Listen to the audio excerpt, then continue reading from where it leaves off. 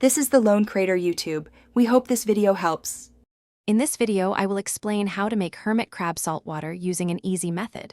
First, gather your supplies: a clean, non-metallic container, dechlorinated fresh water, and marine-grade aquarium salt. It is crucial to use only marine salt, never table salt or Epsom salts, which contain harmful additives. You will also need a reliable tool like a hydrometer or refractometer to measure salinity accurately. The foundation of good saltwater is properly prepared fresh water. Always start with dechlorinated water, as chlorine and chloramines found in tap water are toxic to hermit crabs.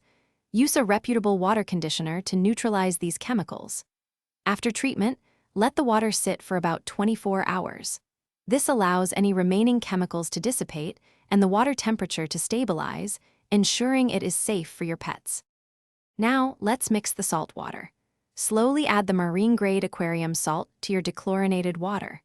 Stir the mixture continuously until all the salt crystals are completely dissolved and the water appears clear. The goal is to achieve a specific gravity between 1.020 and 1.025. This range mimics their natural habitat and is vital for their health and molting process. Before offering the water, perform a final check. Use your hydrometer or refractometer to verify the specific gravity is within the ideal range of 1.020 to 1.025. If it's too low, add a little more salt. If too high, add some dechlorinated fresh water. Always provide both a shallow dish of this properly mixed salt water and a separate dish of dechlorinated fresh water for your hermit crabs.